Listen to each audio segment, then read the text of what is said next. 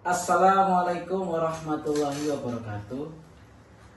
Selamat jumpa dulur-dulur Mbah Dokter semua.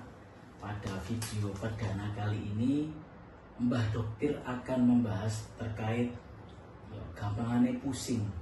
Nah, pusingnya harus didefinisikan. Kalau datang pasien ke kita, dok, saya tuh pusing dok. Pasti saya klarifikasi, Pak. Pusing ini nyeri kepala cekot-cekot atau gliem, karena antara nyeri kepala dan gliem itu adalah dua hal yang berbeda. Kalau nyeri kepala adalah dirasakan sensasi tidak enak mulai dari depan sampai ke belakang hingga ke leher, itu masih bagian dari nyeri kepala. Sedangkan pusing itu sensasi tidak enak, rasanya kalau lihat dunia sekitar itu berputar atau diri kita serasa diombang-ambing di lautan. Itu adalah pusing, dan yang pertama tadi adalah nyeri kepala. 95% manusia pada hidupnya akan mengalami nyeri kepala. Sedangkan 75% tiap tahun orang datang ke dokter oleh karena nyeri kepala. Kebanyakan yang mengalami nyeri kepala adalah wanita. Kenapa, dok?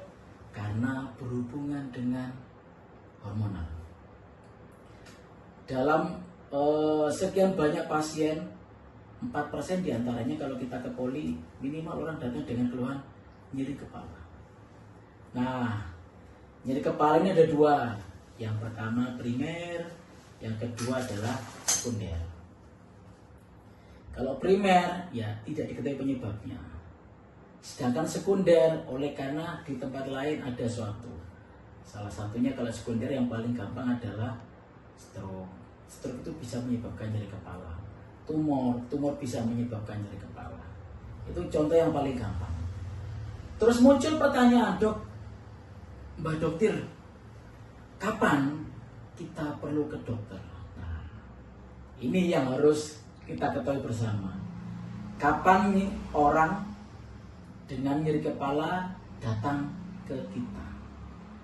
Atau harus ke UGD semisal. Yang pertama, nyeri kepala disertai dengan demam tinggi. Jangan-jangan ini infeksi di otak. Yang kedua, nyeri kepala tapi tiba-tiba ada pelo, ada merah setengah tubuh, ada kelemahan setengah tubuh, ada kebas. Bisa jadi ini stroke. Atau nyeri kepala yang sangat, bahkan namanya thunderclap headache. Jadi orang itu kayak disengat petir jeder. Nah, itu harus segera ke rumah sakit. Jangan sampai hanya gara-gara nyeri kepala kita datang terlambat ke dokter. Dulur-dulur Mbah Dokter semua, kira-kira dari ulasan yang singkat ini ada pertanyaan enggak? Kalau ada pertanyaan, silakan komen di bawah ini ya. Nanti pertanyaan jenengan tak jawab kabeh. Nek misalnya gak iso dadi PL. Gampang toh? Oke.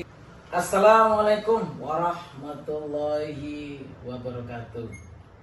Jumpa lagi Mbah Dokter dengan dulur-dulur semua.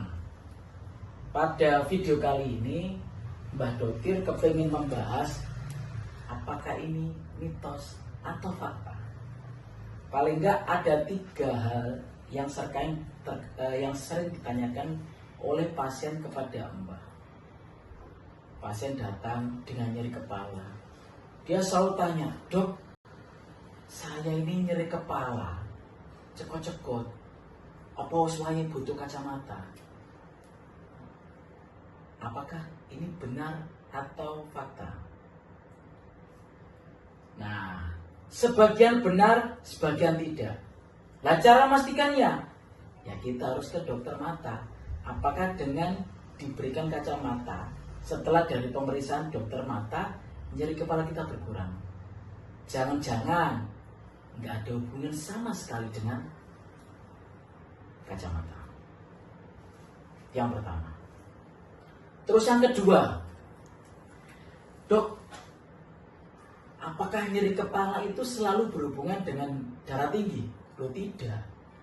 Bahkan ya banyak sekali pasien yang tensinya 190, 200, bahkan 200 lebih, orangnya fine-fine aja, nggak merasa nyeri kepala. Bahkan ketika saya tanya, Pak, Bu, tensinya kok tinggi? Jenengan boten nyeri kepala? Enggak dok, justru kalau tensinya diturunkan, saya ngeliyeng dok. Nah, jadi tidak ada hubungan antara nyeri kepala dengan hipertensi. Kecuali hipertensi ini menyebabkan stroke, pasiennya bisa jadi nyeri kepala. Nah, ini yang paling sering ditanyakan sama pasien, dok, saya tuh nyeri kepala sering banget.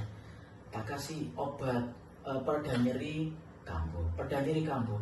Jangan-jangan dok, di kepala saya ini ada tumornya. Nah, ini sering ditanyakan sama pasien.